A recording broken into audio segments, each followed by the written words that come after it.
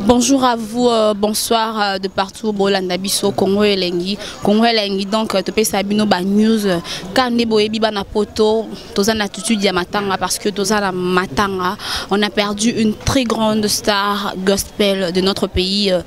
Marie Missamou, la sœur Marie Missamou ne plus Ndeboyebi. Alors à l'occasion de cela, AMCC, Association de musiciens chrétiens congolais, je sais pas, je crois, convoqué qui va journaliste, ça qui réunion, conférence de presse, bien c'est journaliste surtout va répondre à ma question, mais bolanango émission et puis eza réunion ya soukate samedi pe réunion mususu ezali ndé bon on a plus de précision par rapport à ba funérailles na ba obsèques nyonso ndé école mais les qui plus kaka pona ba journaliste et puis bazaki na ba normalement fallait pas répondre parce qu'il y a trop de spéculation, il y a trop de spéculation par rapport à la disparition, il y a la sœur Marie Missamou, il y a ngoana ba ndekone, il y a AMCC ba préféra qui ba répondre ba lobby par rapport il y a soit disons habité sur na bengo rancune ou quoi. Bah problème ça s'est passé entre maman Laure parce que non maman Laure bon on a sur Marie Missamou ko kanate mais qui peut éclaircir biso sur yango. J'espère que bino mo bolanda plein. Je crois que quand la biso président de retour de sa place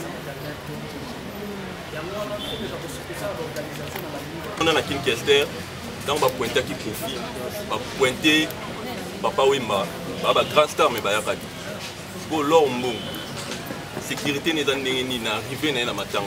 En plus, est-ce qu'il y a pas enregistré pour la Marie Missamou? Et la président papa Didier Nangaï, tout le monde a eu un mandat au CG en Biso. Mais puisque la question est posée, le col va pas dire ça. Biso ne tozo lingatam soto créer un problème. Mais problème est alité. Et ça peut rôle la presse.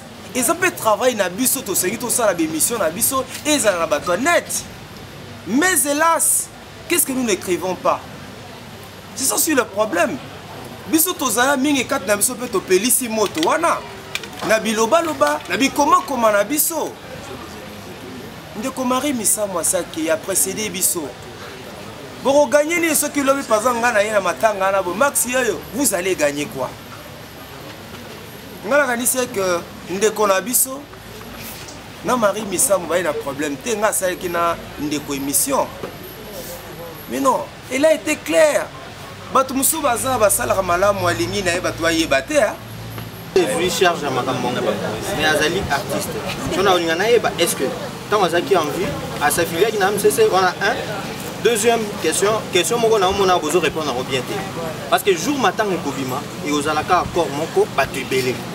Il y a deux gens qui vont chercher à pleurer la sœur Marie Missamou.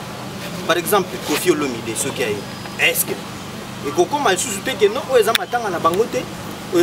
Donc je pose cette question surtout dans nos commissions et organisations dans mon frère Didier Maemba. Donc je mérite que nous avons une réponse précise pour la question pour préciser bien.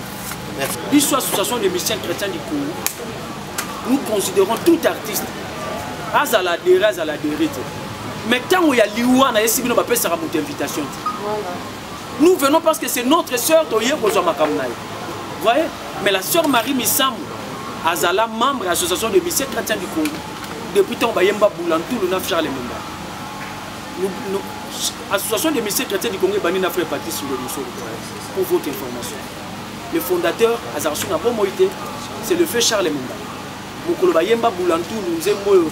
Et ça, même Marie Missamou na scène, parce qu'à ce moment-là, elle était presque en perte de vitesse.